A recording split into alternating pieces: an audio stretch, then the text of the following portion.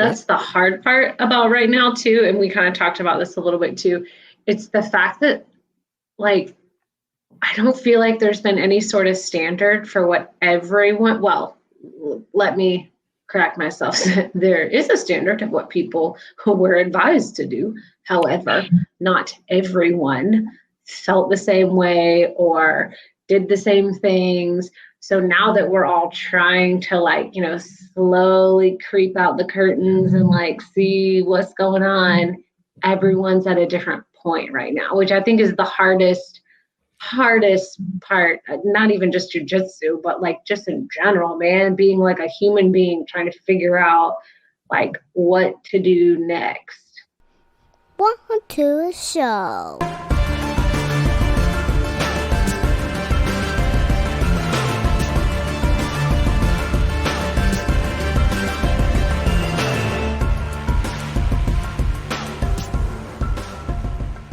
How have you been?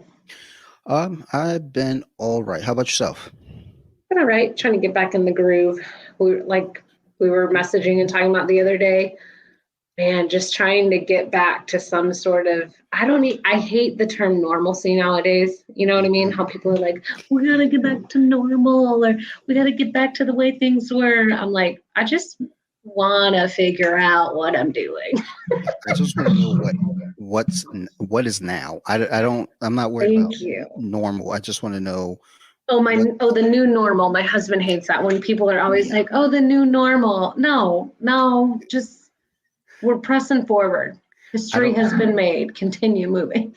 I don't know if you can see how hard I just rolled my eyes. Did you? My husband does it every time. In the beginning, I said it, of course, before we knew how long everything was going to take, right? I was, okay, when things get back to normal, we'll just see what our new normal is. Now I'm like, please don't say that crap.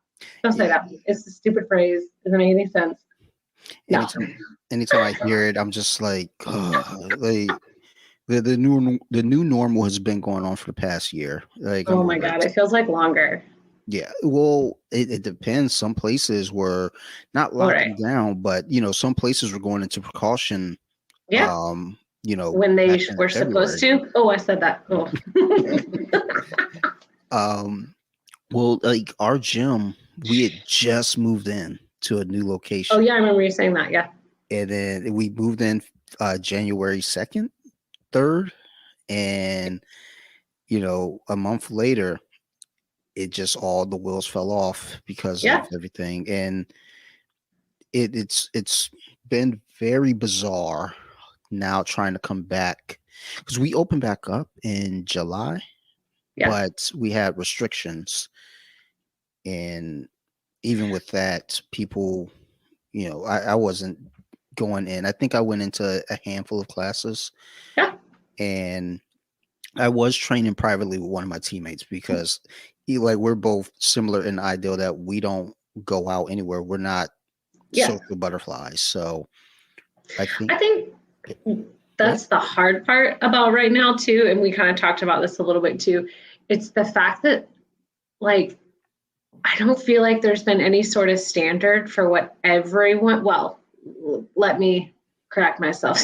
There is a standard of what people who were advised to do. However, not everyone felt the same way or did the same things. So now that we're all trying to, like, slowly creep out the curtains and like see what's going on, everyone's at a different point right now, which I think is the hardest part, not even just jujitsu, but like just in general, man, being like a human being trying to figure out like what to do next, I feel like. Well, there was a point, you go on social media and there's tons of, everyone's an expert on social media. Yeah. Especially when it comes to viruses. Everybody's a virologist now. Right. Which was awesome to know. I didn't know I had so many friends that, knew so much everything about viruses, but that's good to know. Next time we have another outbreak, I know who not to turn to. But I put up a post on Facebook about, not being able to see my grandparents. And I take that very, very serious because, they're in their 90s, and they're following the rules. And oh, excuse me, an old classmate of mine commented, "Bro, just go see them." And it's like, no, like, That's it's what makes it so hard is you got everyone's doing different well, stuff. and that's the thing though too. People, a lot of people that I know that are, carrying that kind of attitude though, they are individuals that may be single, like relationship wise, Oh yeah, and family isn't really a factor for them. right. So, and that's not to say that they don't care about their family that does exist, but they're not in a position where, I didn't see my grandparents too often, but all the major holidays Yeah. definitely. And the last time I got to sit down and talk to my grandparents was Christmas of 2019. So it was sad for me. I'm sure sad for many others, Yeah. who even may have lost loved ones. And just going into the mind frame, as the rest of the summer carried on, and we want to see what's coming next. Then when we start getting, at least here in Maryland, we started getting things to open up a little bit more. Yeah. And here in Maryland, that they went buck wild. I was like, huh? Wait, like we can go into the bowling alley, and they're like, we can go everywhere without masks. It's like, no, Right. no. That's such the crazy thing about it all. Here too in Georgia, it's been, I don't even, so here's the funny thing. I don't even totally know how it's been because for us, like we were talking about family, if you're a parent and all that stuff, we just kind of decided what our bubble was going to be and what we were going to do. And we're only just now starting to venture out, even though there were quite a few people near us that they're like, oh, things are open. You just have to wear a mask. But also here, there were a lot of different areas where you didn't have to wear a mask. But then there were other stores that like it's mandatory that you wear a mask. There's sometimes I go into grocery stores and there's signs that say you're supposed to, but some people don't. And you can always tell. I feel so bad for anyone that works in retail or anything these days because it's just such an awkward thing, right? Because everyone has a different mentality about it. Like I'm not going to come on here and blast what my opinion is. However, my opinion is if the door says shoes, shirt, pants, and shoes must be worn, and now it says a mask must be worn, I'm gonna do it. Whatever. We'll just move on about our day. So that's actually a good point though, because when you think about it, you see the sign on the door that says shoes and shirt, Yeah. no shoes, no shirt, no service. Right. And no one argues with that anymore. No one walks in without a shirt on and says, it's my right to not wear a shirt. Like, But not yeah, to get too like political. no.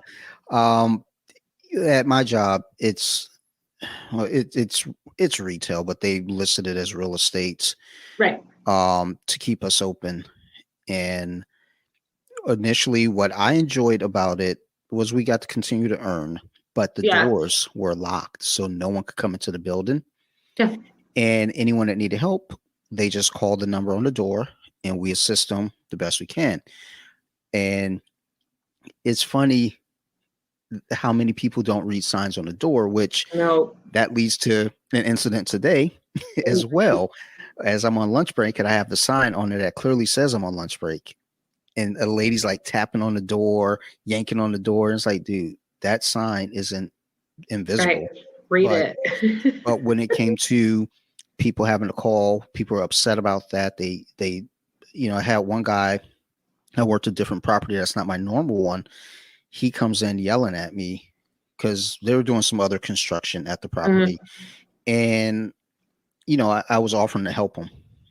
And as I'm talking, it's like, you take that stupid mask off. And I was like, I'm Stop not. it. Like, no. Jeez. I was like, I'm not going to take my mask off. And then, he Yeah. used some colorful, profane words and walked out. And Stop. people, it's like, look, man, if you It's don't, nuts. I don't know. It's just my feeling on it is it's not even about me as much as it's about, like, I don't know, like I could be asymptomatic. And Yeah. if, I'm walking around breathing and sneezing on things.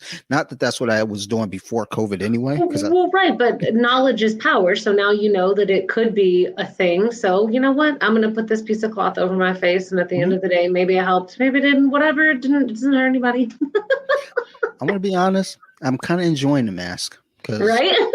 I don't like to go out a whole bunch, and when I do go out, and I get to wear a mask. You don't have to smile. You can stick your tongue out at people. You can make horrible faces, and they have no idea. You can mouth terrible words to people. Oh my God, they yes, don't even that's know. my favorite. So it's like, but I like being able to just go out. Nobody knows it's me. One of my teammates recognized me. I almost find it like exciting when I recognize someone with a mask on, because I feel like I truly know that person. Like I saw someone the other day and I was like, oh, was it? I think, yeah. Oh, what's up, Reggie? And he was like, oh, although it's easy for someone to, I have a half shaved head and blue hair. So, right. Like it's easy for other people to know me. But in general, I always get excited when I see someone and I recognize them with their mask on, because I feel like I've like played this game and I figured out who you were. Like, yay, I could tell who you were from your eyeballs. With coming back into just getting back into training, how is that? Like, how is it, the transition coming back for you? Well, I'm still transitioning, honestly. To be 100% honest, we're in a unique situation. We own a small studio. So, we're small. We downsized at the beginning of everything, closed, downsized, changed some things. I personally am not even back to regular class yet. However, a lot of that is just because we don't have a babysitter. And since we own the place, my husband is teaching. So I can't just be like, oh, I'm going to let my husband watch the kids so that I can train. Like we could have a sitter. So it's so funny because I've just been thinking about this a lot. It's hard. And I think it's harder from a mental standpoint than anything else, because number one, like, I feel like I did all this great mental work, right? While we're home, like, okay, I'm going to focus on me. What do I need? I want to be stronger and confident and feel all these things. And then now, like, I got to go out and start doing that and applying that, right? Like around other people and being confident. But then when you get to the mat, I do some private lessons. I have a small, I call it my jujitsu bubble of people that like we communicate about where they've been and, okay, this person got their vaccine. I got my vaccine. So I'm fully vaccinated now as of Sunday. So, I am still training with people actively. I'm training. I'm just not going to like 3 days a week regular group class. Actually, if anything, I'm probably doing more jujitsu and training now, but I'm more methodical and plan it out. But anyway, the whole just getting back out there with people that, you see on social media, or you watch some of the fights going on and you see all these people that are like, they got a belt promotion, or they got a stripe, or they're stronger, they're faster, they're smaller, they're more muscular. It's such a mental mind game right now to get back out there. You know what I mean? That's been a big effect on me. Just so during the break, I guess we'll say, I was we'll call it a break. We were on a break. In the Marvel Cinematic Universe, they call it the blip. Can we please refer to that? Yes, it's a blip. The pandemic. During the blip. Okay. I trained with one of my teammates, one-on-one, he and I, for, I want to say, probably almost from the beginning. Just okay. And it was helpful for me because we primarily did no-gi because he was a no-gi guy. We worked on takedowns quite a bit. And that was, I was okay with that because ultimately it's grappling. Yeah. Grappling is grappling. Granted, there are differences obviously with the gi versus no gi, but grappling all the same. So during that period, we did a lot of training. Then once the gym started opening back up, we were then limited. You had to sign up for class. You could only have 9 to a class. Yeah. 9 students, 1 teacher, so 10. in the gym, and there's a wait list. There was just all this stuff, which understandable, and I respect it. Then with my wife going back to work too, having not been working, she was going Yeah. back to work 6 days, so I didn't have the opportunity. Like, I could go to the fundamentals class, which I'm okay with going to the fundamental class. I would prefer just working fundamentals over Which and is so over. important right now, I feel like, especially with everyone having gone through the blip, like let's go back to ground one. Let's fundamentals. But and during all of this as well, our gym sold. The owner sold the gym. So, and the new owner, he's our mastery advanced class coach. Great guy. So it wasn't a weird transition. Yeah. I think the schedule was the weirdest thing, because then part of what was going on there too is, the fundamentals class was primarily the white belt class. You might get a blue belt here and there. Yeah. Never see a purple belt in there, or brown belt. Nothing over a blue is in there. There's only is the most I've seen in the fundamentals since all of this is 3 blue belts. And that's fine, whatever's whatever. But training and kind of getting into work it's fine, but then now trying to think about, okay, the more advanced stuff moving up. Yeah. I don't have that opportunity because those classes are later. And with my wife working, I know there's this ideal where, you'll have people, we kind of talked about this before, I believe, like the lady who, just had a baby, or she might have been pregnant. She's pushing, another baby in a stroller. Different strokes for different folks. Yeah. And different comfort levels, I think, is the biggest thing here. So that, and that image always comes to mind when people are like, well, you can bring your daughter to class. It's like, yeah, I could bring her to class that starts at 8:00. It ends at 9:30. We get out of there. Now, mind you, it ends at 9:30. You're probably straggling around to about 9:40, 9:45. You got about a 15-20 minute drive to get home. Then you get home. Now it's okay. I got a shower. We got to get her ready for bed. By the time everything's all said and done, it's after 11 o'clock for bedtime. Yeah. And people were like, nah, that's okay. You should do that. And like, no, it's not okay. Well, we talked about it before too. A lot of it is about balance, because let's be real. Most of us do jujitsu because we love the sport. We want self-defense. It's confidence builder. There's like a whole ton of different things. But we're not getting paid on some big stage to do this. So we have to be realistic, at least in my opinion, especially now, like we were talking about comfort level and, what do you do going back? I'm sure a lot of people, when they hear me say like, oh, well, we don't really have a sitter, oh, well, then why don't you just go on one of those sitter tree things and just like get a sitter? Well, COVID in general, like, I don't know what people are doing. I don't know who's vaccinated. And also right now they don't have vaccines for kids. I mean, again, not to come on and blast my personal opinion, that's just a safety concern that we're taking into effect across all facets of our life, right? So the same comes to jiu-jitsu. I'm not just going to dump my kid at Joe Smo's house to watch her so I can go train jiu-jitsu, and I'm not going to bring her with me, again, like you said, and then we're up late. And I mean, at some point she needs a stable, okay, we go to bed at this time, we wake up at this time. And, I think that's the hardest part of everything right now, is that, especially like you mentioned, single people, and definitely not to be like, oh, BJJ mama and off the mats are only for people that aren't single, but like, there's just a different mindset, I think, across all of it. So there's maybe people that, like you said, they're single, the blip happened. I'm going to keep calling it the blip, by the way. They kept training and all these things. So now that we're trying to get back to the grind and get back to whatever it is that our new schedule is going to be. You caught yourself. Whatever our new schedule is going to be, like, we have to make changes and adjustments. You know what I mean?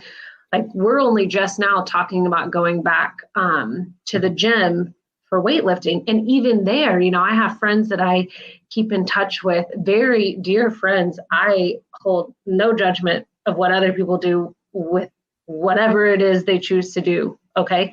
So going back to things though, there are people that, oh man, when I was weightlifting before, I was lifting heavier and now this person has surpassed me, but that's not fair. Okay, well, I just chose to take a year off. The blip happened, we made changes, but I think it's the same thing in jujitsu. So it's just such a funny time right now. And I really hope as a community though, and I feel like I can see it somewhat, at least across social media and other facets right now, at least with the people that I know, people are being accepting and understanding, I've the training partner that we train with and he has kids and we're both stay-at-home parents, but anytime his kid even has like a sniffle now, he will tell me and then I will just be very honest and be like, well, we're just going to choose to sit this out because we've made it this far, you know what I mean? But maybe 2 years ago, I probably would have been like, whatever, it's a sniffle, we're going to go train, who cares, right? But you have to think about everything differently now, I feel like. So it's just a matter of like showing your training partners grace and understanding, but also showing yourself grace, I feel like, like I want to get out there and train and then I beat myself up if I'm not doing all the things that I did great before. Well, I haven't done those things in a while, so that's where my mentality is right now, and I have to readjust myself because I went down to what is it, near DC, Chantilly, Virginia, and trained with the gentleman who runs Epic Roll BJJ. Okay. Cool. And really nice guys. He has the cool hoodies. Yes. Just a phenomenal gym. Just such nice people. Like getting there, not a problem at all. Pretty fun drive. Coming back, not so much. That 495 traffic, just it was a like sounds like Atlanta. The GPS told me to go one way. It was like, hey, we're gonna get you around this. All it was telling me was to take the exit and then come off on the other exit. So basically, you go up the exit, do the stoplight, and then come off the next exit back to where you were. But what it was saying is like it's gonna save you 5 minutes. And I was like, I can see what they mean. Right. But that's dumb. Never doing that again. But went down there and I'm rolling with their white and blue belts, just kind of getting the feel. Felt fine. Most of my movement felt fine. My timing was still a little off, and my confidence was kind of off. Confidence, it's huge.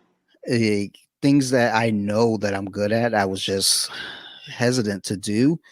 Also, I'm at a new gym as well, so I'm not an unsafe training partner by any means, but there's also just kind of I don't know.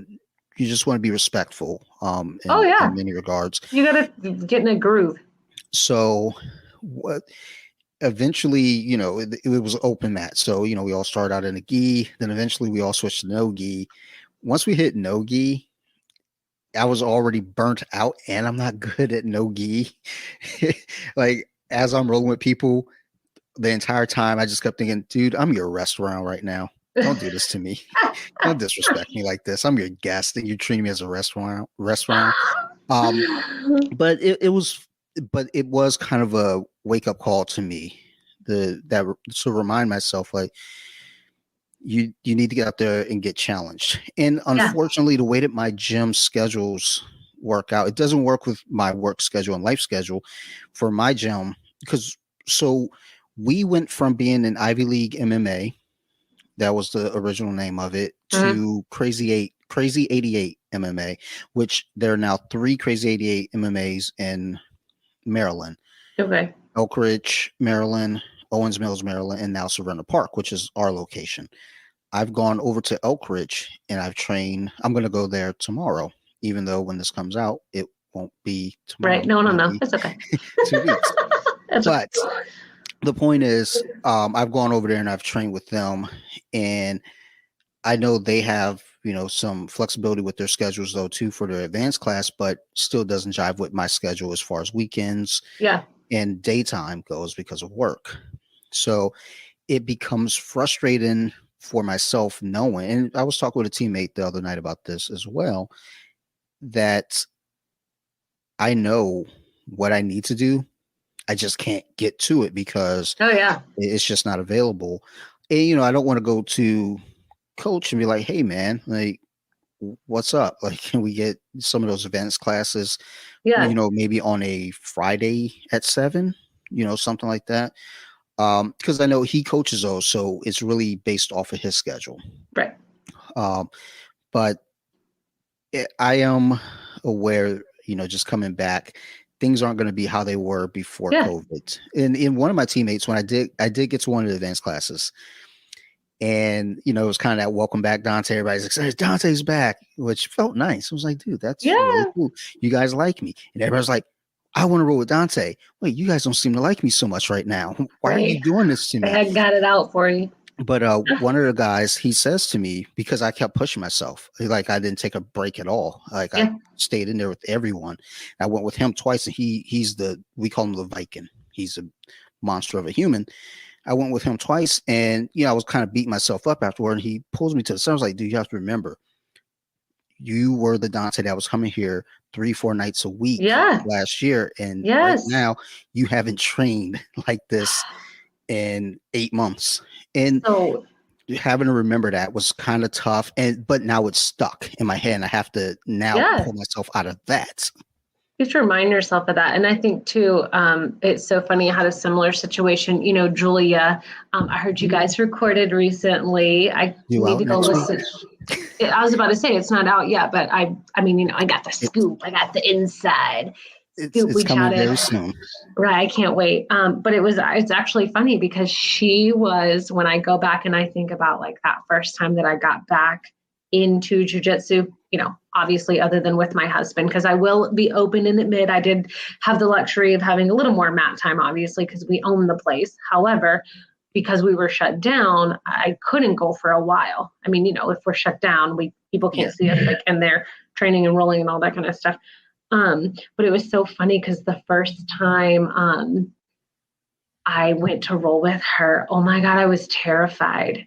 I think I may have told her this now. I didn't tell her then. Like now we're buddies and we're friends and we message and we, text each other late at night, like you want to roll tomorrow morning on Saturday morning or whatever. So we're really cool now. But it was funny in the very beginning. I was so nervous because she's been cleaning up at tournaments. She's been training. She has an awesome like home gym set up, right? So I was nervous out of my mind because I was like, she is going to slaughter me because I didn't really know her. And I was so in that same mindset of like, oh my God, I haven't been training. I haven't been, doing all the things I did before, when I used to drop my kid off at school and then go weight train for 3 hours and then do jujitsu, 4 nights a week and go on the weekends and do all the same stuff. It was nice because I was able to at least hold my own, obviously. We trained, it was a great experience, but I remember just that first time going back and I was like, oh my God. And it was not even for a tournament or anything. It was just like, she was coming to my house. Like, she's coming to our studio to train. And it was like, hey, do you just want to roll like a little bit? Cause we're both close in height and weight and stuff. And it would be good to roll. But I knew she was getting ready for some tournaments. So I was really nervous. I was like, cool, I'm going to be your rag doll. But then I had a really good time and we're really great friends now. And I really love training with her. And I actually think one of the positive things about everyone kind of being at different levels, is I feel like I'm being pushed by people that maybe I would not have expected to have pushed me before, going in and training with her and feeling like, okay, I need to push myself, but still have fun, like we had a good time. And it was so funny. I hope I don't know if she'll listen to this. I'll go listen to hers. Maybe she'll listen to mine too. It was so funny. She called me a couple weeks ago for some jujitsu advice. And it was so funny because had to chuckle and be like, girl, I was terrified to roll with you the first time, like a couple months back. And now we're like swapping advice on what to do for making weight and matches and tournaments and jujitsu and being a female in the sport and everything. So it was good. And that's what I mean about, I at least do see that there is obviously, I mean, let's be real, jujitsu is a great community anyway, right? So everyone's going to be cool, hopefully. But it feels scary and weird to get back out there, especially when we are in a situation where everyone is at different levels, like. Yeah. Well, I think what makes me nervous, at least, about it is just in my experience with our 3 different gyms here. I know some of our guys are definitely, competition minded. That's what that's what they're there for. They're not there for any games. So before, when we would cross train with Crazy 88, when we were previously Ivy League, those guys were throwing wrist locks on people. It's like, whoa, wait a minute. I guess a Tuesday night. Come on. Yeah. It's like, dude, like, I think it was it was like a Monday night, and I step in, and this was when I was kind of getting into that groove now where I'm training as much as possible, and I go with one of their blue belts, and my athleticism kept me in the game, and then he wrist locked me. I was like, oh, so that's what we're doing now. Okay, cool. We're in prison. All right, I see how you guys want to play with these prison rules, and it was weird, but now being just a big family, it's like, okay, now I have to keep that in mind with our guys at our gym, because it's like, okay, you're on that level now too, where you're competing, you're training, as such. For me, I'm a hobbyist. I'm not there, to compete. I think I'm an in-betweener, if that's a phrase. I'm a hardcore in-betweener. And I think that's fair. That because I think at one point that was my mindset too, where it's like, I want to be, top level, but not, sacrifice everything to be top level. Also, I keep in mind my age, and 43 isn't the oldest, it's not the end of the world, but there are times where I'm just like, I just don't feel like it. And the thing is, if I were 33, and I don't know if you've ever, because you're young, so I don't know if you've ever seen Back to the Future. Yes. Okay, just check. I'm a human. Because I've been watching a lot of Smurfs on HBO Max lately, and I've been thinking, like, I should just send this over to her, like, look, just watch this, and then we're gonna have a discussion. But in Back to the Future, anytime anyone calls Marty chicken, he's like, well, I can't back down now. If this were 10 years ago, that's my mindset, like, okay, I got to do it, and some of that's still kind of there, but there are points of me when someone might say, why didn't you do this, or why don't you do that, or blah, blah, blah. My response is, because I don't want to. Yeah. Like, it's okay to just not want to do it. Like, I'm old. I think one of the cool things that I have found in jiu-jitsu, at least, and again, I've been really fortunate with the people I've encountered and trained with, even at other studios, like Julie and I are not teammates. We are friends that train at different studios. And the funny thing is, when she gets promoted, we already did the math, and there's a real good chance that we'll end up competing against each other. But that's kind of fun. That's obviously the scary, fun part of it all. But yeah, so, just thinking about making yourself get out there and do it, and kind of whether you're in it as a hobbyist or an hardcore competition person, I think that's what makes it so hard, at least right now, because before the blip, before everything in the before times, I was so hardcore. I was top 25. I got my ranking, got my sponsorship and all these things. And I was weight training, and I hit all these PRs. And I loved it. And I love it. And I want to get back to that, but have to be realistic. Like, I'm not just going to go throw my kid at the LA Fitness daycare for 5 hours because she's not in school. And it would be easy for me to do that, right? Like, we decided to homeschool, I could just stick around the iPad and train for hours on end, but that's also not realistic for the long term, I feel like. Like, I am in this sport for the long term. And it was so funny, even when Julie and I were chatting the other day, just about, we were talking about that same thing about the longevity of the sport. Like, what you do right now, you should consider the long term of the sport as well. You know, like, I'm going to a tournament. Do I drop 20 pounds to be in whatever weight class because that's going to somehow be better? Or I have to still live my life and train healthy and not get injured. You know what I mean? Like, for the long term of the sport. So I feel like right now, especially for people that are kind of in that in-between phase, that is what is making it so hard, is to figure out, like, okay, long-term, do jujitsu, we got all these precautions we got to take. Plus, I mean, let's talk about the elephant in the room. Like, hey, you're told to keep 6 feet away, keep your distance. You haven't been around anyone, and now we're going to go to jujitsu. It's a whole mental mind game right now that you have to figure out what your comfort level is, what you want from your training right now. You know, do I want to go back and be this hardcore athlete? Am I just doing it as a hobby? Am I only going to do private lessons? Am I going to go back to big group classes? I mean, it's such a weird time right now, you know? It's definitely a different, I always hate terms like, there's never been a time like this in history. Because, like, Oh, yeah. well, you're right, because it's Ever. today, it's now. Yeah. So yeah, like, we definitely didn't have this last week either. So, but when I look at it's just how things are now, I don't know. I don't feel like, if I could, well, I guess also when I say if I could, I would train as much as possible, but also, again, with precautions, because I don't want to go into, a situation where, like, and granted, like I said, I went up and trained with a different gym, none of these guys I know, but, it's like, I'm taking a risk there, but But see, also, that's also the hard part nowadays, is when you're talking to people, don't you automatically feel the need to justify everything? I know I do.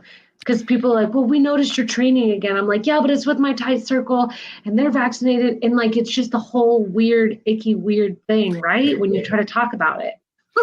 yeah, because, like, I thought about it, and I always think about it, it's like, I went down and trained with these guys. I don't know them. I don't know what their stance are on these things, but also, my feeling with jujitsu and many things, as it relates to COVID, is, precautions. The big precaution is keep your distance, obviously. If you can't, Welcome to jujitsu. yeah, it's like, okay, well, that's not a thing in jiu-jitsu. Yeah. Like, well, when we first opened back up, it was just solo drills. Yeah. It was Yeah. really weird. I was like, yeah, I'm all right. Like, okay, we can go back to the Zoom classes for this. Like, just, Oh, yeah. Good point. Yeah. but Why, we why were do I have to allowed. not be in my PJs? Yeah, like, well, I mean, my gi is my PJs. Oh, right. Fight PJs. I like it. But then it became, if you have a training partner, especially for the kids class, the parents would say, we had a lot of siblings, so they trained Yeah. together. Mhm. Or we'd have one of our really lopsided situations. We had an older brother, he's 9, and his younger brother's 5. And the size difference is just massive. Oh, I bet. And, the 5-year-old, well, it's 6, the 6-year-old, he was one of my tinies before. So when this all, when we came back, he's now in the little ninjas class. He's no longer one of my little guys. He's not one of my tinies anymore. But, he's at the beginning stages of that. So when we're going over certain moves, because for a small window of time, we didn't really have a direction because we're in the transition. So we didn't know what do we do? What the class was supposed to be. So I still had the old curriculum. And I was just going off of that. I was like, okay, we're going to do this because I know more than half of these kids. I've had them before. They know these moves. We're going to fine tune them.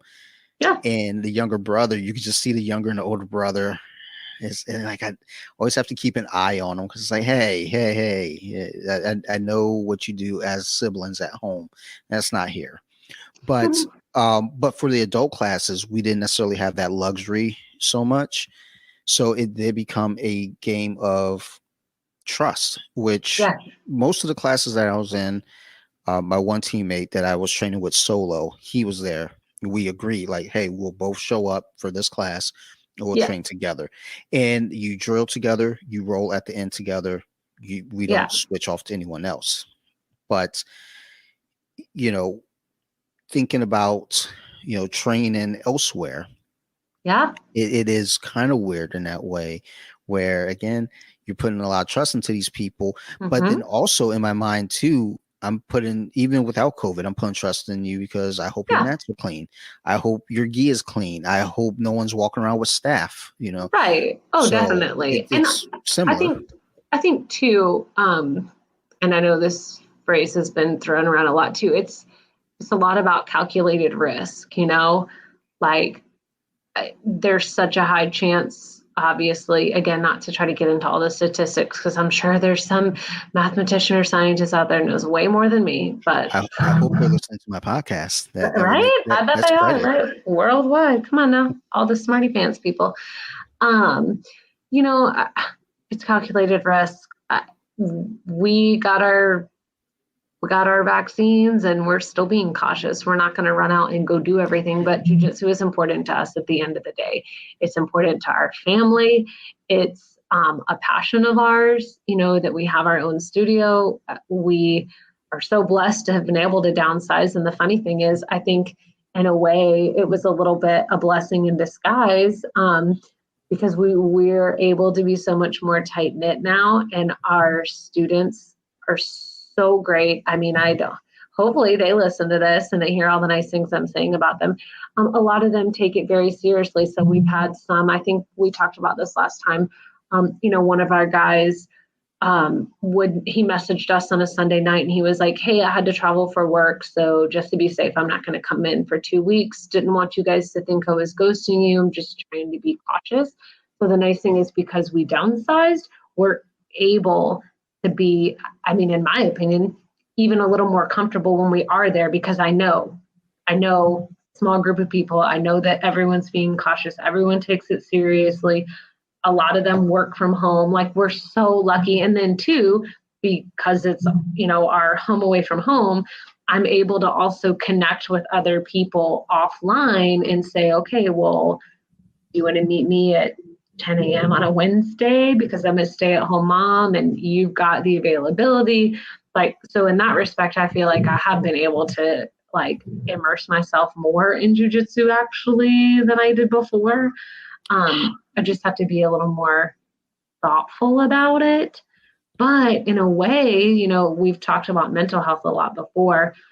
It's okay to be picky. I feel like in a way, because of everything, it has allowed me to be more thoughtful. And again, like you said, with someone having a clean gi or making sure that they're not going to hurt me. I mean, this is another thing you just have to consider when you're trying to pick a safe training partner. I want to be doing jujitsu for the next 20 years. So what's going to allow me to do that? Making sure that I'm training with people that are healthy and safe and not trying to wrist lock me. Uh, People that understand those things. And I mean, hey, age range, right? Like, I have my moments when I'm on the mat and I'm trying to go hard because I want to get ready for a tournament. And I am already looking at tournaments and planning, but I think I'm going to be a lot different, I think, at this next level as I go into tournaments and train. And I think that that's maybe a good thing. That's okay. I think it means that I'll be able to be in the sport for a very long time. I hope, knock on wood. So thinking back to what you're saying about downsizing and having kind of a tighter knit group, that's something that I've always been very aware of. Just so social media wise is what I kind of get at. One of the podcast groups that I work with, Nerd Rage Radio, I always use them as an example because I help with the Facebook, and I think we had, I don't know what our numbers are now. I think we're still under 1,000 followers, but that small grouping, and it's would say, 700 people, 600, 700, 800 people is a small group in comparison to BJJ Wiki. Flex. Yeah, I like it. I like how you just scooted that in there. But with something like that, and I was explaining this to my former teammate when we were talking about BJJ Wiki and his page, White Belt BJJ. Oh, yeah. How, at the time, BJJ Wiki's Facebook had 30,000 followers. And the thing is, I was like, look, Nerd Rage has 700. That has 30. This 700 is loyal. Right. That 30,000, I don't know anyone on there, and so, kind of thinking about it in that way, when you have, the groups that are downsized, that smaller grouping, you do have a stronger sense of loyalty now versus having a bigger party where it's like, all right, well, they might be over there doing something else now. And, I can't keep tabs on them. They're, like, I don't know what's going on there versus that smaller group is like, look, we all know where we're coming from. We all know what we're here for. We have I feel like it's quality, I get quality over quantity. I mean, it's a real thing. Yeah. That's where I think a lot of things, steer. I guess as you get older, especially, I think for me, it's like I, listed off, before we recorded, 3 names specifically. And I was like, that's a, a grouping to me, that's a tight group that I look at as like friends. So, when people, and it's more so when you're younger, it's like, I have all the friends. Right. Like, relax, buddy. Like, half of those friends aren't even clapping when you do well. So, are they your friends? But, when it comes to a situation like this with training, the smaller the group, the better, just because, safety precautions, but also, like I said, you all know what you're there for. You're all kind of there for the common goal. Yeah, I mean, definitely. And I think too, you're also then able to communicate better with your training partners if you only have a few and say, okay, I really want to work on this skill. I really need you to push me at this. Like, I'm so excited to train with Julia more. I mean, she's going to be a badass blue belt, that's for sure. So I need to step my game up. But I like that. That makes me want to be better. It makes me want to be stronger in the sport. And if anything, I'm actually kind of, I got my blue belt at the beginning of everything. So at first I was all feeling defeated and this sucks. I've made a lot of jokes about like, I'm not even really a blue belt. I don't feel like I am because I got promoted in the middle of all this. However, I feel like it's allowed me to have a way better mindset going into it versus someone that, the constant joke about like they get their blue belt and they disappear, right? So, I mean, I didn't disappear, and that's with a pandemic, a blip happening. So I'm not going anywhere. So I am kind of in that weird bubble where I've been feeling like just lately is like, dude, I've been a blue belt for 2 years now, I think. Yeah, that seems right. 2 years. Don't make me give you my years of how long I was a white belt. Well, so I put up a post recently on Instagram, and I've been getting the trolls have been coming back out lately. Oh, well, because they're bored, everyone's at home. They're bored. They're being weird. Within the past 2 weeks they've been coming out. It's like I guess, hey, we can start opening the doors back up. People can start going out. It's like, oh really? Let's go troll BJJ Wiki. Like, that's what they're doing. Like, why? But I put up some posts basically talking about. I think it was the face that your friends make when you tell them how long you've been training jiu-jitsu and you're still not a black belt. Oh yeah, I saw that one. Yeah. And I had a few people saying they're a white belt for X amount of years. I was a white belt for 4 years. Mm-hmm. I think 4 years. I was a white belt for like 6. Close to 4 years. I was coming up on year 4. Yeah. I was coming up on the start of my 4th year before I got promoted 3 years in, or 3 and a quarter in, we'll say. But looking at that when I got promoted and then that first year, I got to it. It wasn't a thought in my mind like, let's get to the next level. It was like, let's learn what I can right now. and improve upon, those fundamentals I learned as a white belt. And, a year later, COVID hits, we shut down. And now during all of this coming out of it, now I'm like I said, my timing and confidence was weird. I start feeling like, dude, am I a white belt again? But then Right. I start thinking about like my knowledge when I am rolling with white belts. And it's like, well, I'm definitely not a white belt because I know certain things as far as just how to handle myself.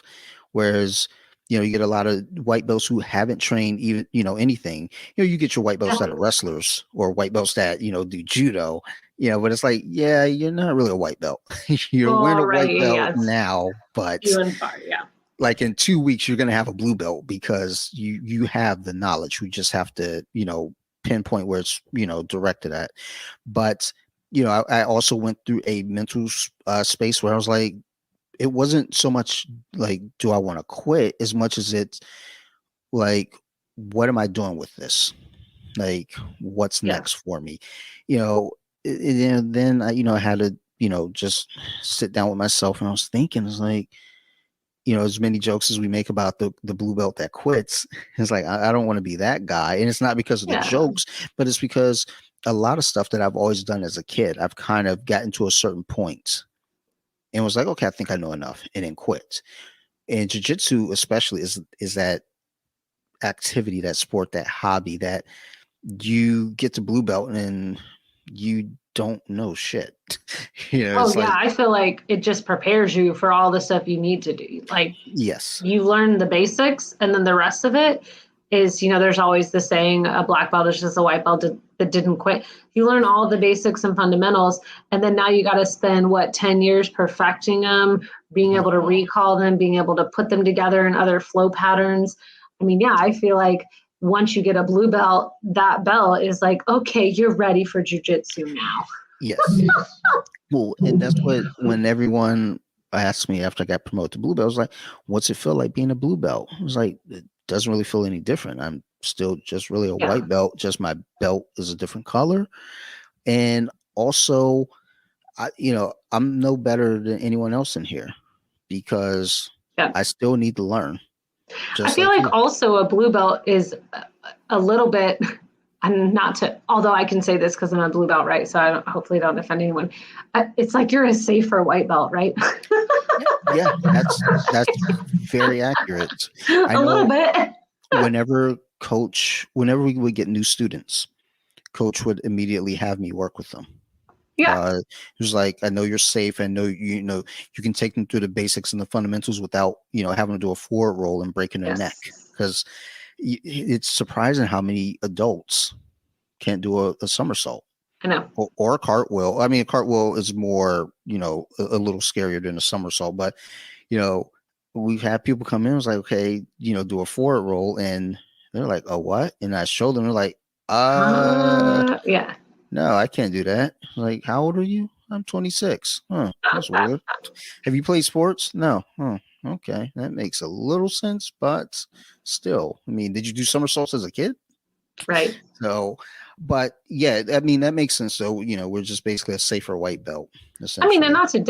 not to by any means discredit the blue belt. Like, look, I felt like I was a forever white belt. Now, granted, that was when I first started jujitsu. We've talked about it a little. I mean, I was working full time, like 100 hours a week, stupid career driven.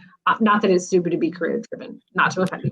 Just mean I was more focused on my career than I was jujitsu. So I really just trained for fun, had no timeline of anything. And then also getting pregnant, having a baby, all those things. So yes, I was a white belt for a long time. And then finally getting that blue belt, I feel like it allowed me, without being too cheesy, to like open up my mind and be like, okay, these are complex movements that I am capable of. I just need to figure out how to do them. I need to slow down sometimes. I need to actually sometimes speed up. One of the things that happened when I trained the first time with Julie, it was so funny. I was going in, but I wasn't going in fast enough. So my husband, who is my coach, he's like, what do you do? Like, you're just tactical standing, like, go. And I'm like, I'm okay, I am, but because I was so nervous to like get back in there and put myself out there. But I feel like that's a lot of what being a blue belt is you're at that level where you can no longer be afraid to put yourself out there because you have the fundamentals, you have the basics that can get you through it. And if you are rolling with anyone that's higher rank, they know that that's where you are too, because you have a blue belt and they know that. And anyone that has surpassed that blue belt level, I mean, I hope they're not out there to hurt you anyway. If anything, they want to help you. That's part of what's going to help them get their higher rank. You know what I mean? How much they put back into the sport is a big, I know at some schools that is a big component of getting promoted, you know? So when you're at that blue belt rank, I feel like it is very important to just like dive in to the jujitsu world head first, figure it out, don't be afraid. And I feel like at white belt, it's okay to be afraid and be a little spazzy. We all are. Everyone jokes about the spazzy white belt, but like the blue belt is just maybe a not spazzy white belt a little bit. Like you're still learning. No, that seems fair. Every blue belt's going to hate me for even making that comparison, but whatever. That's I'm their secure. problem, not yours. It's the ego for me, right? You got to work on the ego. And hey, I'm the queen of I had an ego for a while. When I would roll probably the year leading up to the blip and the before times, man, I was like hardcore. I was so salty if anyone got a stripe and I didn't, you know, whatever. So but now I'm like, man, everyone's on a different journey. that was the thing for me is seeing, well, just because when I was a white belt for so long. Yeah. And we had another jump. So there's another gym, I guess, that was overseen by our coach in some capacity because he did their promotions. And I just happened to be off on a Saturday. They came up to visit and it was their promotion time. And I saw they promoted a couple blue belts and I saw those blue belts. And I was like, is it right. I just happened to show up on the day to get promoted? And no, it was all of their guys getting promoted. And I wasn't mad about it, but that was something that kind of, you know, kicked me into gears. Like, okay, it's time to start busting ass. But that's also not a bad thing because it makes you realize, obviously, at some level, jiu-jitsu is your sport, or else you would have felt nothing about it and been like, whatever. Yeah. You know what I mean? Like, it's okay to have those feelings, I feel like. There was also this feeling, too, with, you know, going to another gym and rolling, you know, coming in as a blue belt. And, you know, because I think there are a lot of times people look at, you know, they say, oh, they got a blue belt, you know, let's test them out. Let's see, you know, what's their level of blue belts. I feel like with myself, it's kind of a good thing, but I feel like it's more of a bad thing in the long run is I'm a survivor. Like I defend very well. Like a couple of guys had me like in bow and arrow chokes and they were deep chokes. Like, and I'm just sitting there kind of hanging out like, like I'm going to work my way out of this, you know. It's in the back of my mind, I feel like, I don't know if I'm being disrespectful doing this. You know, the chokes were tight, but I'm also trying to work my way out of there. I'm not, you know. Okay, though. I mean, I feel like you're also teaching them, right? You know, like, hey, if they can't land it on everybody, you need to rework it, man. I think the only chokes are tough for people to get on just because I have a short, stubby neck. So it's tough for people to get in there. Like I got armbarred twice when I went up there, and there were weird arm bars. Like we got into a weird scramble, and we came out, and it was like, "Oh, wait, you still have my arm." Yeah, my arm. Well, one thing I've during this break, during the blip, like one thing that I've always kind of thought about it, but I've really been thinking about it now. Is like I don't do things offensively. I learn offense just so I could defend. I don't learn offense to execute. You know, and I think that's the thing too. You know, they say don't learn all the moves, just learn a couple that you know and get really good at them. And yeah, you figure out what your game is. I do have, you know, two things I tend to go to. When all those fails, that always worked Kimura, just because that's a good control grip, gi or no gi. That's But so funny. I've been working on Kimura more. Mine is not great, and I always end up there, and I can see it, but I haven't been able to like genuinely land it while rolling. I had a teammate when I first started. He had explained the importance of the Kimura to me. He was like, if you get that grip, never let go. Yeah. And that's always been my mindset. As soon as even when, because I have rolled with my coach, well, former owner, still coach. I've rolled with him a little bit lately, and he knows. Like, I mean, he's not letting me get that Kimura at all. He I knows. always see it. I mean, I will see it. I will go for. I'm like, there it is, and I got to get past that point. I get the grip. I love the Kimura grip, just like I said, in no gi, especially because we don't have any grips like with the gi. Yeah. So I get the Kimura grip, and wherever you go, I'm going with you. If I get mount, I go for the Ezekiel. But otherwise, I'm not really, anything that we learn offensively, I'm only picking up the details so I can learn how to defend it, because I'm not trying to get armbarred or choked unconscious via triangle. So those are the things that happen with me. It's just I feel like I need to start kind of focusing more on attacking and less on defending, because like I said, it's a good, but it's a bad thing, because the good thing is I'm strong at defending, but the bad thing is I'm too comfortable at defending. Like because I know I can do it. So I let myself get in bad spots, and I'm like, well, worst case scenario, you're just going to get frustrated because you can't get it. How did I not know you were an Ezekiel guy, though? I love Ezekiel. That's my jam. I don't really, I mean, honestly, I never really talk about because I don't do much offensively. Well, all right. Yeah. So I don't ever talk about it, but I'm always very open about being defensive, and I put a bounty on my head at the gym, because I was like, for a few people, I told them, like, look, if you can get me in the triangle and get me to tap, I owe you dinner. And like, for the longest time, no one could get me. One guy got me in the triangle, but he doesn't count because he didn't hear about the stipulations. So, and he had to adjust a lot. It basically turned into the triangle happened because of his adjustments, but I got exhausted trying to keep up with his adjustments. It's like, okay, I'm gonna go here. He followed me. Then, he scooched back a little bit, kind of extend me. I brush in, like, okay, cool.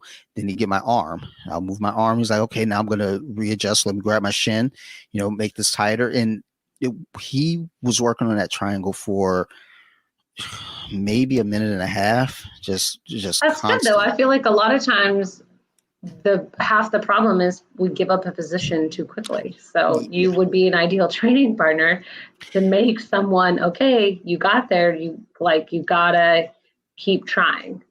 Yeah, and one of the things that was really cool with that training partner,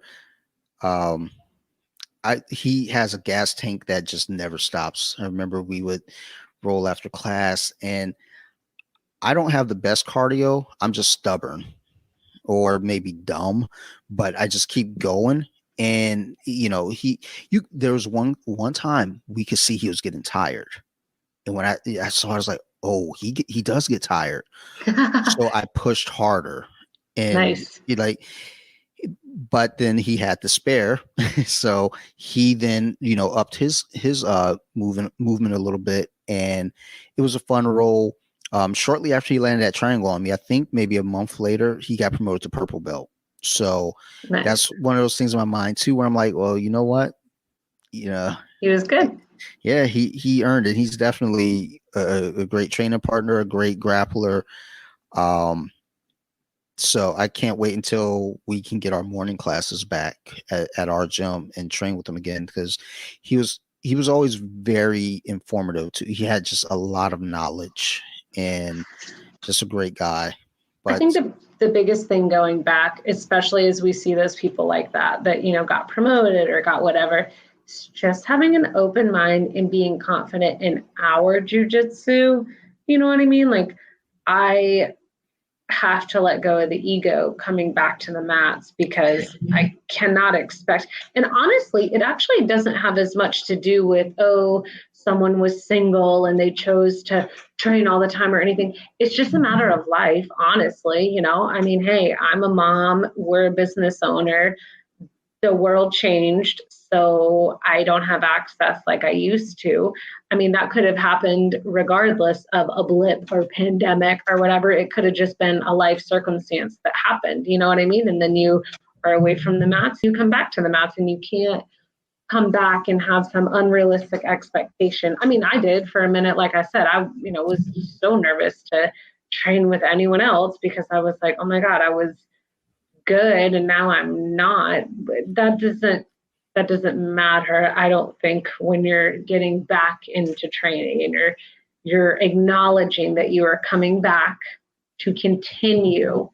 It's not like I've been doing this for the past 2.5 years or year and a half or however long everything has happened. So you just have to be realistic, I feel like, going back into it. I will say that I can hear an echo. I can hear me. That's weird.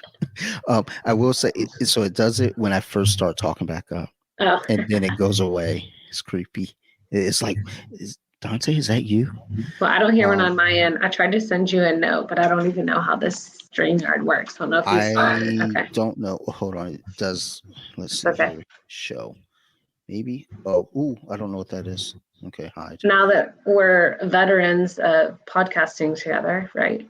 One would think I know what I'm doing, but I don't. It's cool. I was just telling you my dog's being loud in the background. So for anyone listening, my dog Daisy, she's a loud one. It's authentic. It is.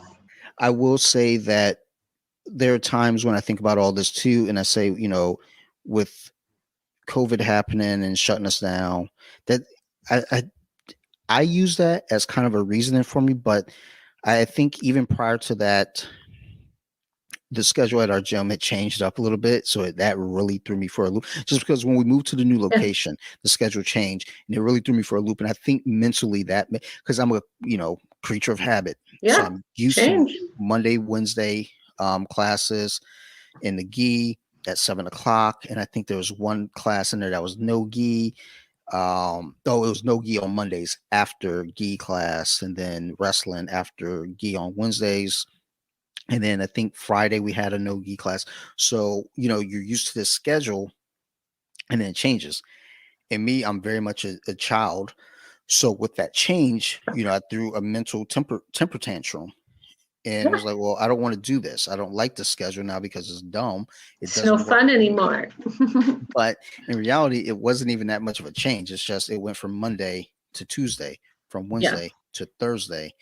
And I kind of say, well, COVID did this, like, it threw me for a loop, but really it's just, I threw myself for a loop when the schedule changed. And I just kind of said to myself, it's like, look, you got to kind of get back to the familiarity of it all. Yeah. I mean, I think, and it's so funny you talk about getting back to the familiarity of everything. I think one of the good things about people that, I think, number one, we're going to have a lot of people that are going to be new to jiu-jitsu that have been stuck at home. Now they're wanting to try something, and this is the thing that they decide to try. So I think that we're going to have, hopefully, a surge of new people trying the sport.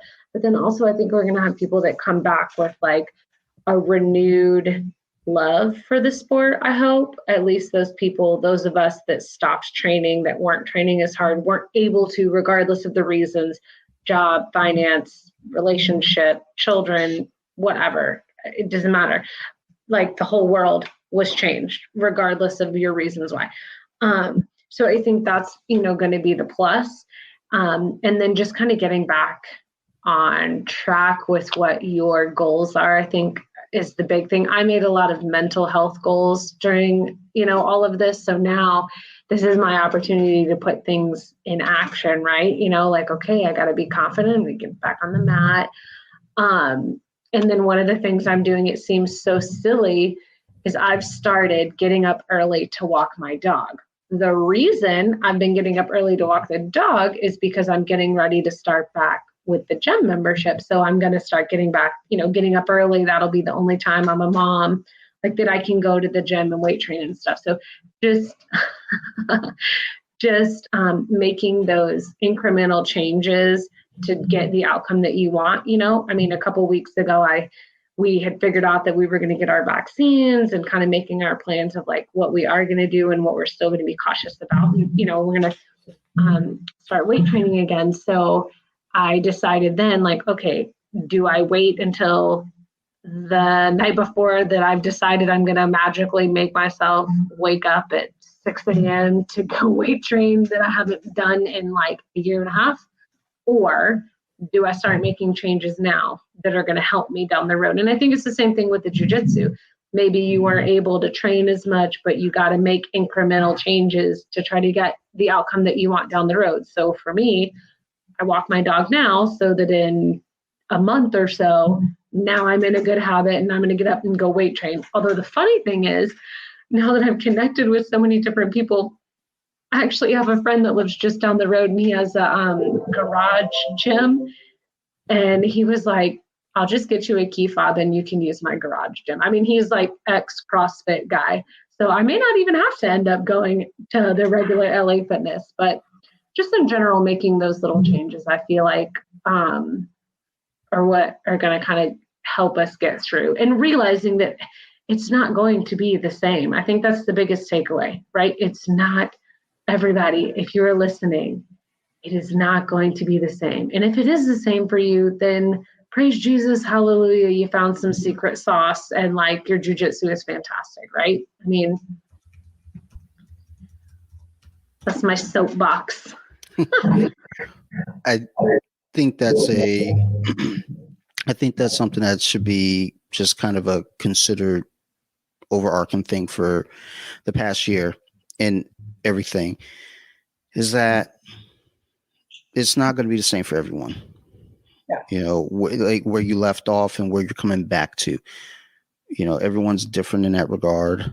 So, again, a lot of people, they're able to continue their training in secret, like little secret fight clubs underneath the bar or behind bowling alleys. I always joke. The fight club. So what's wrong with people? You're not supposed to. The first rule is don't talk about it.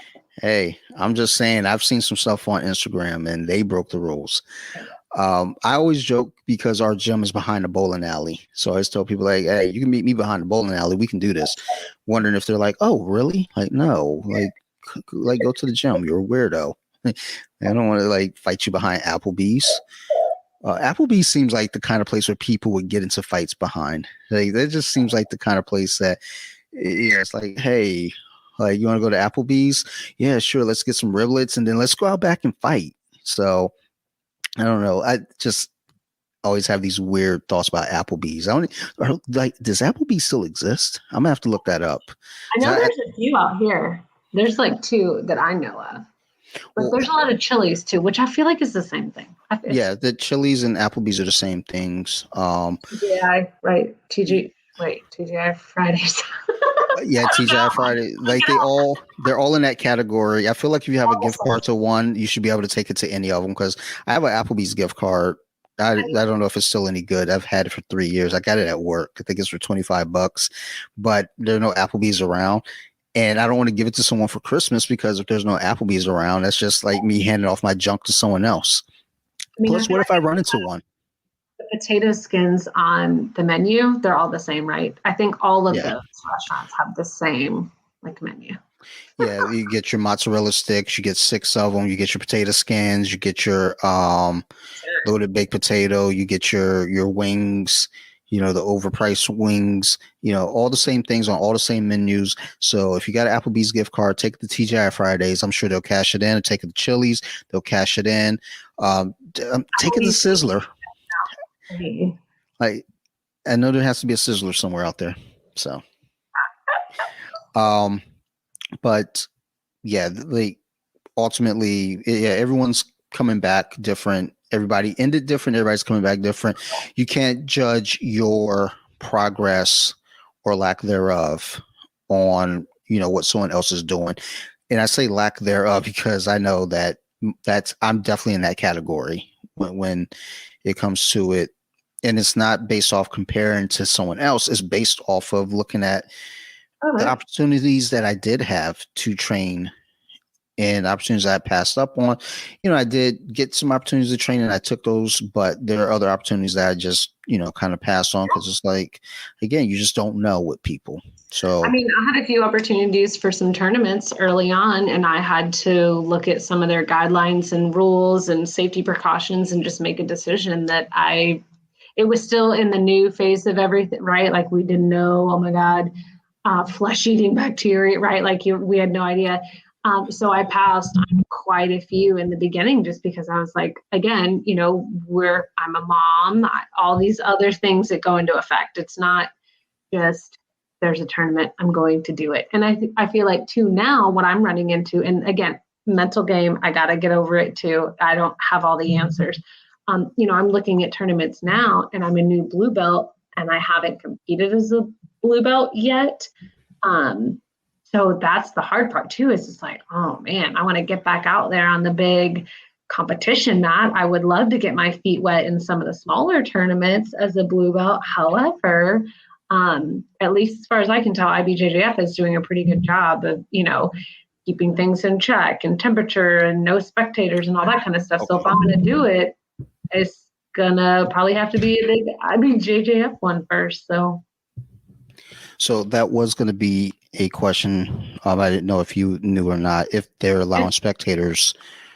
Yes. So at a lot of them, as far as I know, and the people that I am close with, they are not allowing spectators because we've also started working on our calendar now that we're both vaccinated, my husband and I. And a lot of them, even still, the ones that they're posting for summer and stuff, no spectators. So, that's sticky, especially when it's so funny, when you're the athlete and my husband is the coach and then we have a kid. Before, we've talked about it before when I was on, that was like our family outings, right? Like she would come, he would compete, I would watch her, and then I would compete, and then he would watch her.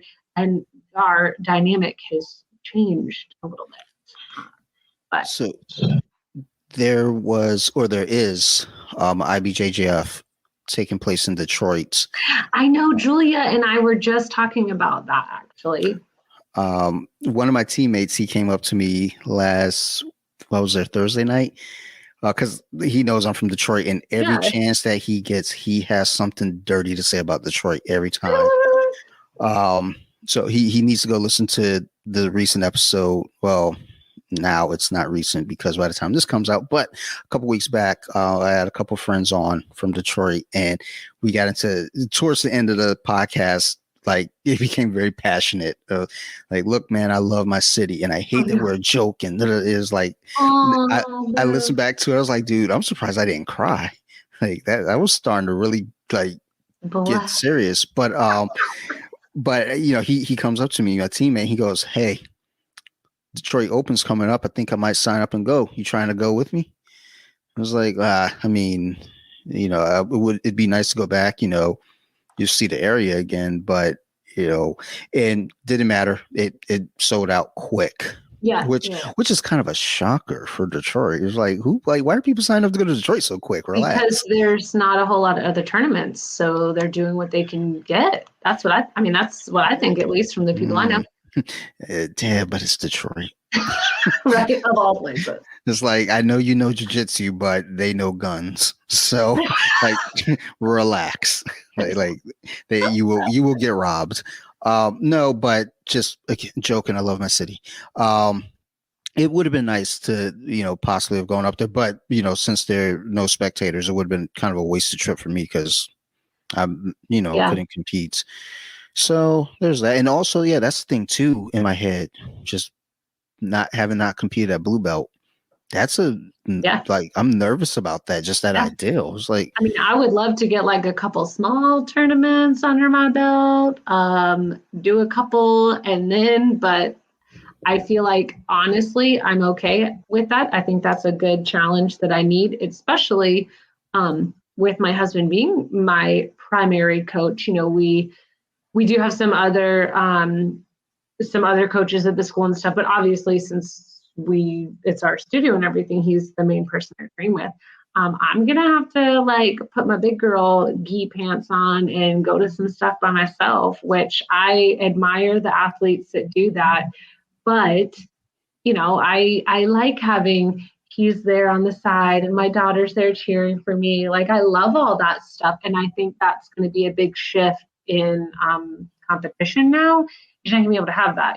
I used to have tournaments and like, man, the whole damn family would come. I would invite my mom and my best friend would come, and they, I felt like a rock star. Like, oh, here's my walkout music, right? Like they don't have that anymore. We just recently had a grappling industries take place up here, which it was good. It's weird being on Instagram, having BJJ Wiki and knowing people, and then you see, oh, you're down the street from us. You're in my neck of the woods. Like that's cool. So but tournaments like that, those have been taking place out here. I think I don't know if we had a Naga recently, but grappling industries for sure. Stuff like that, just to kind of get your feet wet again. And that's what I want, but I don't know. I always feel like when I, say things like, oh, grappling industry is good fight, Naga, stuff like that. The smaller tournaments is like, that's not the, say, oh, you guys, weaker competition. No, not by any means. Because it's just a smaller setup. So you can focus more on, okay, I'm gonna walk in the door. The mat's right there. Let's go. IBJJF, there's a lot more things you do when you walk in. Well, I mean, there are a lot of times, you have a bigger bracket size at IBJJF versus if you go to Naga, you might have 5, 6 in your bracket. You go to IBJJF. Well, if you're a dude, sorry, I had to plug that in there. Yeah, true. That is true. Not as female masters. Thank you very much. Well, one of my teammates, he was, when we did the DC, no, not DC Open. DC Open, his bracket wasn't that large. But maybe it was. He went. It might have been the DC Open, or it could have been. I feel like it was DC Open though. One of his brackets had 17 people in it. Holy crap! At blue belt, he was 25. So nice. And in my head, I'm just thinking like, wow. I think in the gi, I could be incorrect. It might not have been the DC Open. But like in no gi, he went out quick, but I don't think the brackets, he had as many people, but it was still a pretty decent number of people in the bracket. But just thinking about that, that's one thing that comes to mind too at tournaments, just the cost of them. And it's like, if I only got 2 people, 3 people in my bracket and I pay $100, it's like, but if you got, well, especially that's where grappling industries, becomes a key because it's round robin. Yep. So you paid $100, you're probably going to get 4 matches, So it's like, okay, I feel confident in that versus if I go to IBJJF, I might sign up. I know the first DC Open we had, one of my teammates, his opponent didn't even show up. And then I think after some waiting around, his opponent did finally show up. I think like maybe 45 minutes later or something goofy like that. But those things play in my head. This is more just excuses for me, but still, there's stuff in the back of my head. Well, no, I mean, there are things you weigh out though too. There's also like, not right now, obviously, but before, when I had all these tournaments and all these matches, you have to weigh out to like, all right, rate of injury, like I'm gonna pay this money.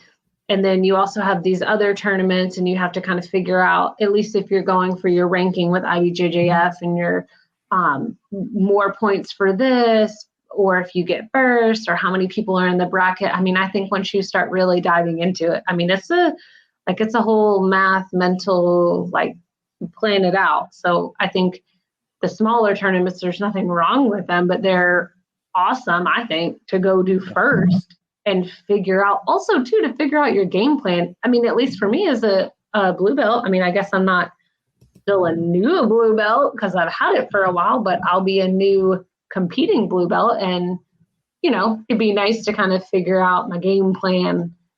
You think of your game plan right ahead of time, but to actually put it in action on a smaller scale before you go to the larger scale, I think is what I'm trying to say.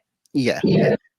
And again, those smaller tournaments, I think Naga used to be considered, kind of one of the big boys. Yeah, I feel like Naga is like a moderate. It's, I hear Naga was at the same place that IBJJF was at, and I had done both tournaments, and they felt almost the exact same in size and, layout and everything.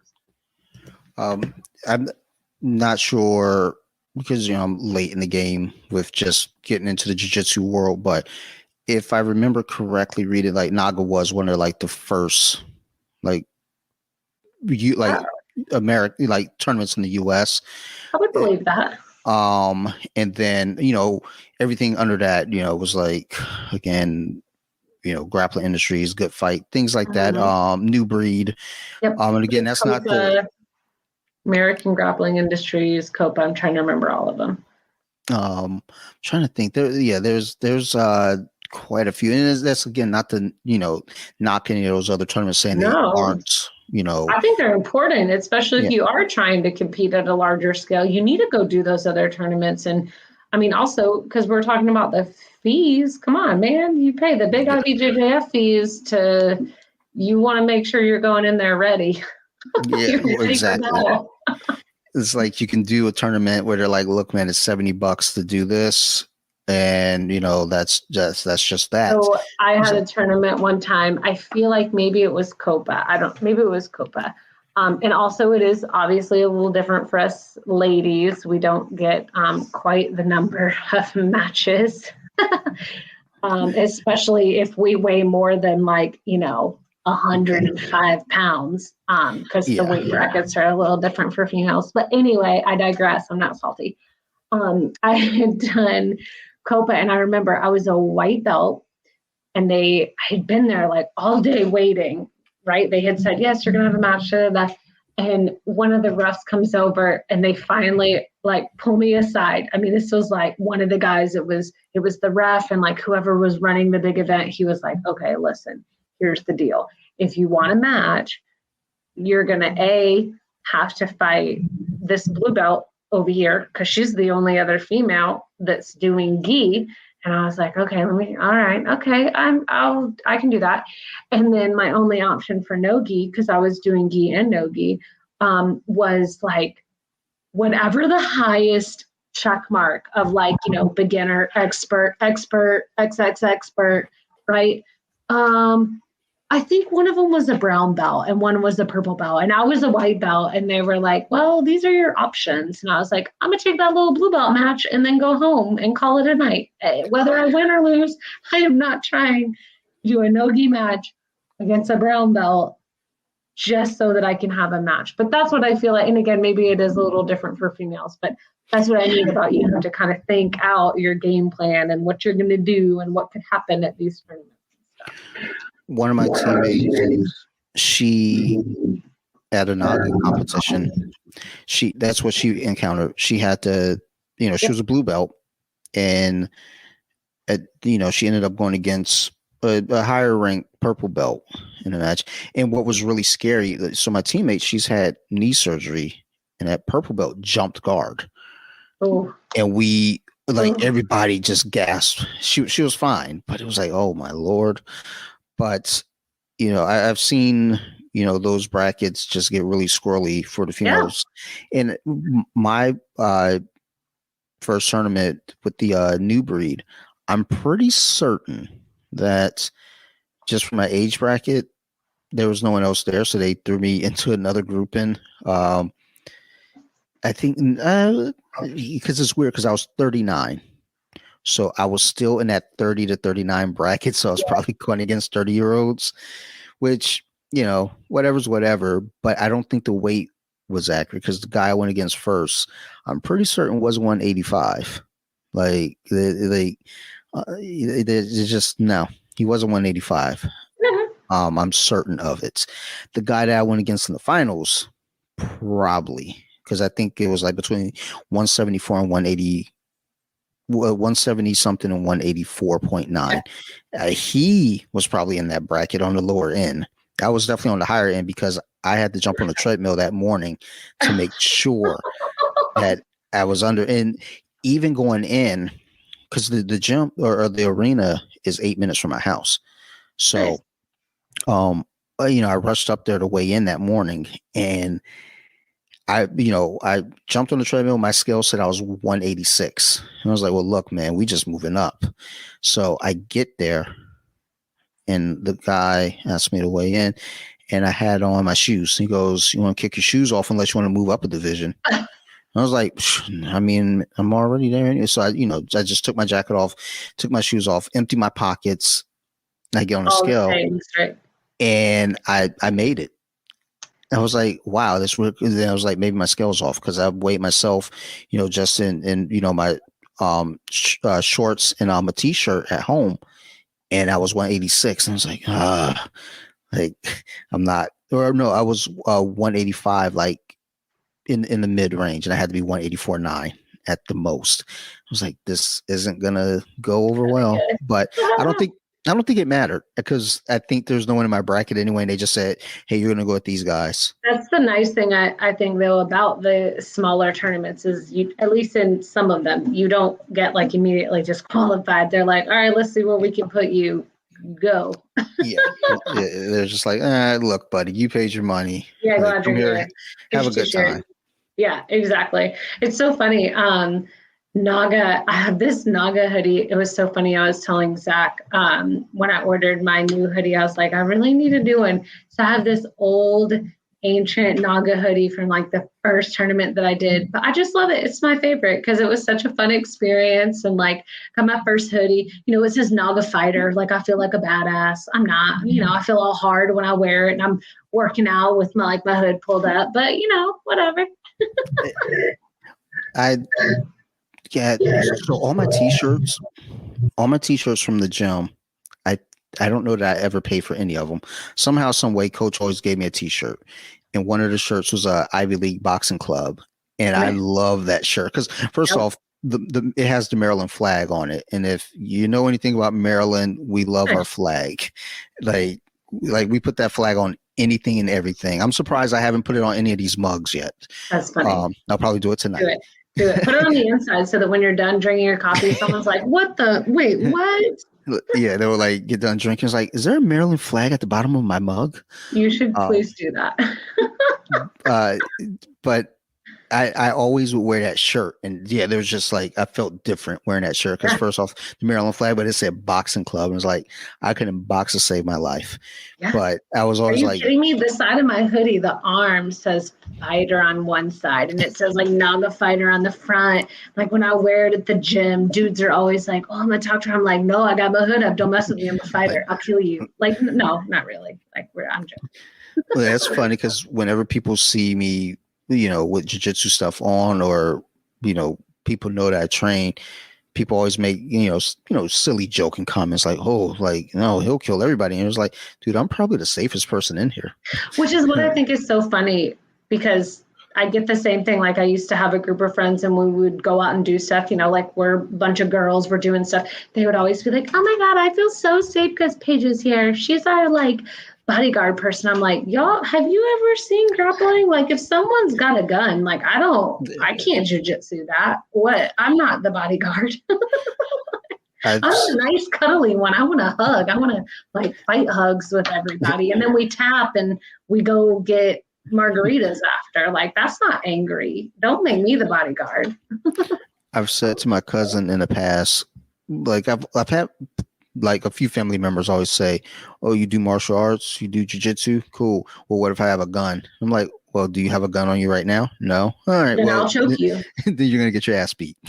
Yeah. Yeah. It's like no hypotheticals. Do you have one now? No, you don't. Okay. That's okay. My favorite though is when well, first of all, I need some more tournaments to happen because I need to update my wardrobe since all I wear is jiu-jitsu tournament tees. Like that's all I wear. My favorite is when people assume that it's like my husband's or my boyfriend's t-shirt. Like, oh, does your hubby compete? I'm like, no, this is me. And I love it. I secretly, I love it so much. Well, sometimes you just got to let them know. Like, don't let them disrespect you. My favorite is though when, especially because down here in Atlanta, like obviously it's a pretty big spot for tournaments, that Atlanta Open. When you see someone wearing the same Atlanta Open t-shirt that you have from like years back. Like I saw someone, I don't know, I feel like we were at Whole Foods and dude was rocking the same old school Atlanta IBJJF Summer Open, the big circle one with the red on it. I think it was from like, I don't know, 4 years ago or whatever. And you're just like, yeah, like you get all excited because you see someone in a jiu-jitsu shirt. I love it.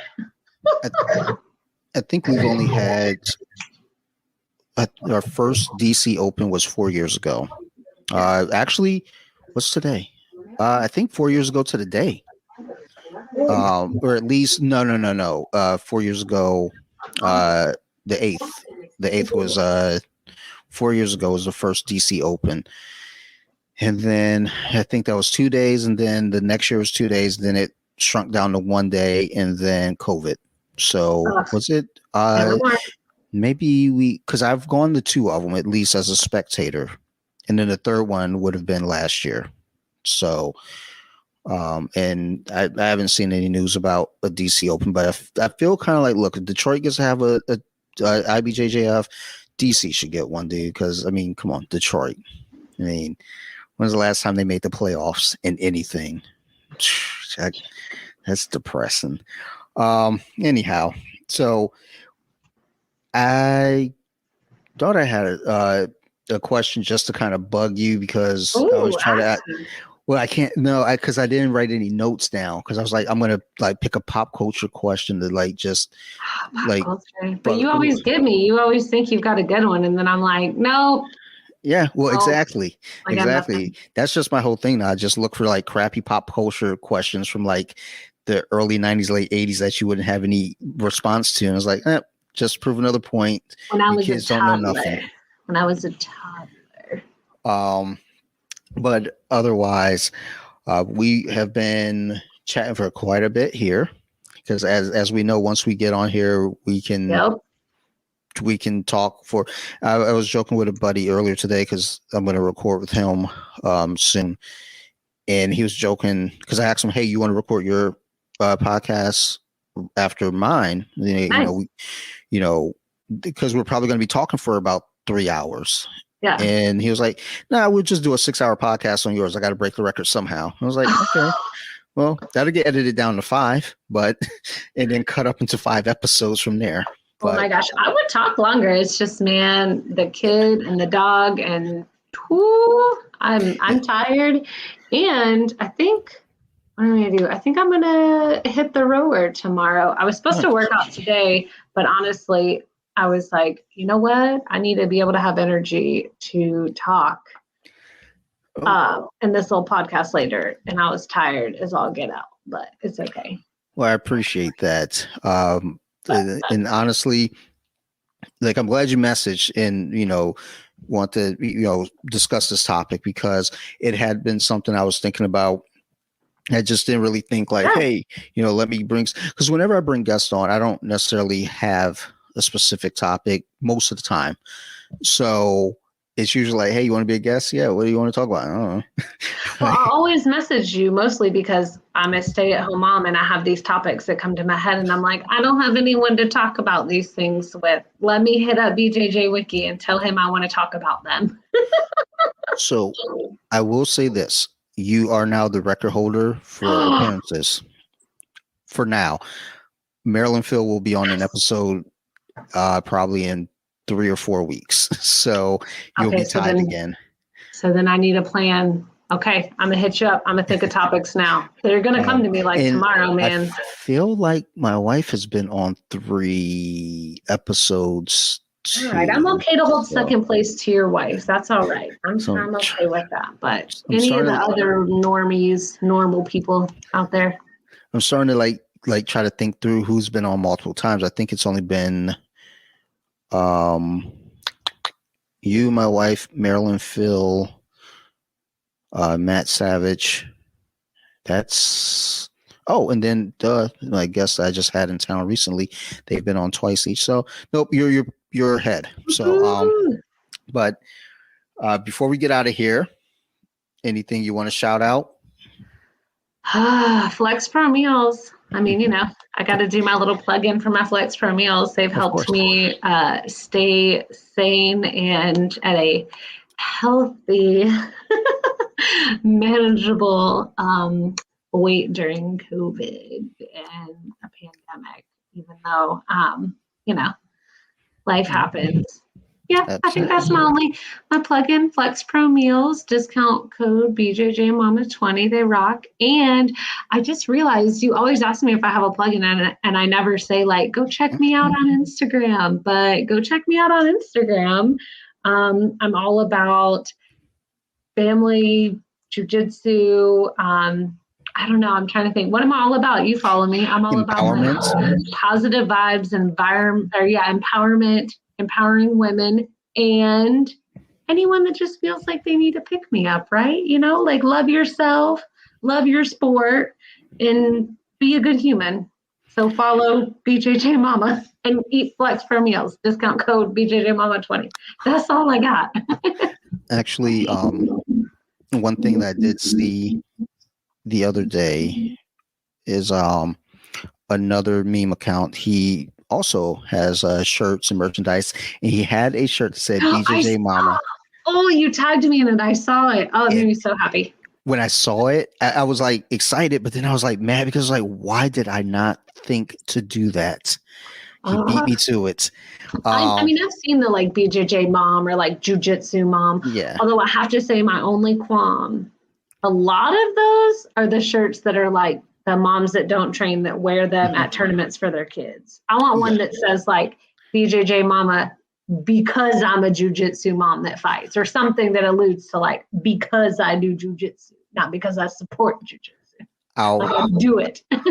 Make that happen. I'll make it happen. I'll figure it out. Put that on a shirt. But otherwise, thank you as always for coming on and being my guest. And anytime. I'm going to be thinking of topics now. You're my like adult conversation, since I don't I'm a mom at home with a 5-year-old. I don't talk to adults a lot. So this is how I communicate with the outside world. Well, glad to be able to help in that regard. And everyone who's been listening, thank you. Just always being supportive of all of you. The numbers, continue to grow, and I do appreciate that. So I'm not sure what's going on out there, how that's happening, but thank you all for sharing. Thank you for listening. Make sure also follow my good friend Zach over at Student BJJ on Instagram. Also check out the website, studentbjj.com. He's got great memes, great merchandise, great articles over there, and just technique videos. He's a really good dude. We were talking about him before we started recording. I can't say enough good things about this guy. And also make sure you check out the Deep Half podcast. I'm trying to remember who's on it. It's Danny Patrick BJJ, my BJJ is okay, and Jits_bitch. Those three individuals frequent Instagram, and they have a podcast, so go check them out. And also, I'm trying to, peddle merchandise now. So with Maryland flags at the bottom. Yeah, I'm gonna get some things with Maryland flags hidden on all the merchandise now. Go check it out. I don't know. There's a link in my profile, because in my link tree. So I'll link that in a. Wow, I can't think of words right now, but I'll put the links in there and go check it out. I'm now that I figured this out and I got like this little app on the computer, I'm making neat little designs. I feel like I'm the next Calvin Klein. He does things right, so I think I'm like a fashion designer now. In reality, I'm just a dude with a computer. So check that out. But otherwise, thank you everyone. I do appreciate you all. You got any questions, concerns, want to be on the show, reach out to me. Julia did, and she was a guest. So please, I'm a Go nice guy. follow her. I think Yes. she wants followers. I don't know. I shouldn't say. So I have everything set up for her episode. So I linked her. So Okay. she's going to get some followers now. Plus, Well, that's on her, girl. Go check her out. She's like throwing triangles and taking names. Yep, I've been posting her victories with the triangle choke, so go out there, check her out. But otherwise, you guys keep listening, and I will continue to keep making these episodes. Thank you all. Bye. I do this every time I forget I have to hit end broadcast twice. Deep with it. Now let me sing a song.